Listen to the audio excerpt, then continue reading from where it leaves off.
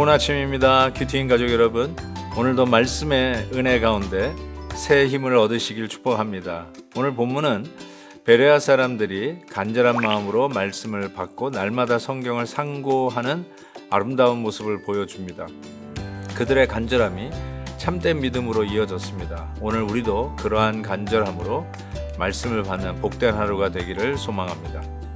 오늘 말씀은 사도행전 17장 4절부터 15절까지입니다. 그 중에 어떤 사람 곧 경건한 헬라인의 큰 무리와 적지 않은 귀부인도 권함을 받고 바울과 실라를 따르나 그러나 유대인들은 시기하여 저자의 어떤 불량한 사람들을 데리고 때를 지어 성을 소동하게 하여 야손의 집에 침입하여 그들을 백성에게 끌어내려고 찾았으나 발견하지 못하매 야손과 몇 형제들을 끌고 읍장들 앞에 가서 소리질러 이르되 천하를 어지럽게 하던 이 사람들이 여기도 이르매 야손이 그들을 맞아 들였도다. 이 사람들이 다 가이사의 명을 거역하여 말하되 다른 임금 곧 예수라 하는 이가 있다 하더이다 하니 무리와 읍장들이 이 말을 듣고 소동하여 야손과 그 나머지 사람들에게 보석금을 받고 놓아주니라. 밤에 형제들이 곧 바울과 실라를 베레아로 보내니 그들이 이르러 유대인의 회당에 들어가니라.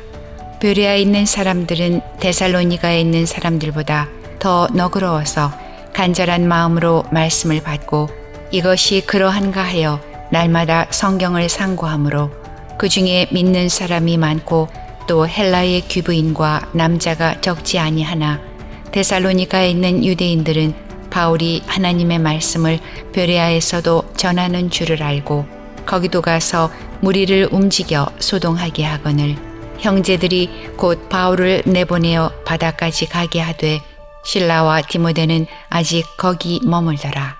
바울을 인도하는 사람들이 그를 데리고 아덴까지 이르러 그에게서 실라와 디모데를 자기에게로 속히 오게 하라는 명령을 받고 떠나니라.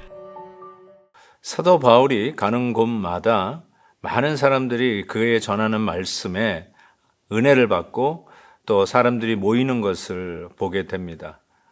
역시 이 데살로니가에서도 바울과 실라가 말씀을 전할 때 여기 보니까 경건한 헬라인의 큰 무리와 적지 않은 귀부인들도 말씀을 탐닉하며 그 말씀 앞에 모였던 것을 봅니다. 그런데 참 이상하죠. 말씀 앞에 이렇게 사람들이 모이고 그 말씀이 너무 좋아서 사람들이 새로운 삶을 갖고 그 말씀 때문에 어쩌면 많은 나눔이 있는 그 현장에 유대인들은 시기하는 마음이 가득 찼던 것이죠. 왜 이런데 시기하는 마음이 들까? 이것이 죄인의 모습이 아닌가 싶어요. 아무리 좋은 일에도 자기가 그 일의 중심이 아니면 시기하게 되는 것이죠. 정말로 하나님이 기뻐하시는 일들이 일어나면에도 불구하고 마치 그 부흥이라는 게 그거 아니겠어요? 하나님이 기뻐하시는 일들이 막 구름대와 같이 일어나는데 그 일에 내가 중심이 아니면 싫은 겁니다. 마치 요나가 니느웨 성의 부흥을 싫어했듯이 말입니다. 어쨌든 이와 같은 모습 속에 결국은 바울과 실라는 베레아로 물러가게 됩니다. 또 핍박이 오고 또 사람들을 보내가지고 못 살게 굴고 그러면 자연스럽게 또 밀려서 다음 도시로 가는데 베레아에 가서 말씀을 전하는데 사도 바울이 아주 재밌는 말을 사용합니다. 그 베레아에 갔더니 11절 베레아에 있는 사람들은 데살로니가에 있는 사람들보다 더 너그러워서 간절한 마음으로 말씀을 받고 이것이 그러한가 하여 날마다 성경을 상고했다라고 이야기합니다. 날마다 성경을 상고했던 베레아 사람들이 데살로니가에서 사는 사람들보다 그곳에 있는 성도들보다 더 너그러웠다라고 얘기합니다. 저는 이 말씀을 항상 묵상할 때마다 우리 베델교회 성도님들이 그 어느 곳에 있는 성도들보다 더 너그럽다. 그 이유가 뭐냐? 하나님의 말씀을 날마다 상고한 결과이다. 이렇게 말씀을 드리고 싶어요. 즉 말씀 공부는 단순히 무슨 지적으로만 지식을 머릿속에 넣는 것이 아니라 하나님의 말씀을 상고하는 것은 우리의 인격을 변화시키고 우리의 말과 삶을 변화시키는 핵심이 된다는 것을 우리는 알 수가 있습니다. 뭐 성경 퀴즈대에 나가서 1등 하면 뭐 하십니까?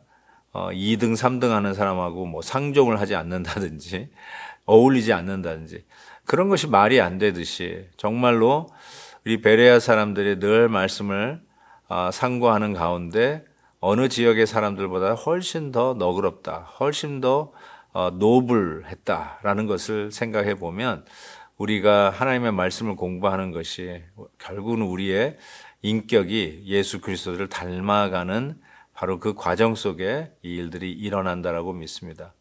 사랑하는 우리 큐티인 가족 여러분, 여러분은 특별히 하나님의 말씀을 공부하는 뭐 제자 훈련이라든지 이런 데 헌신을 하고 정기적으로 하나님의 말씀을 읽고 공부하는 시간이 있는지요?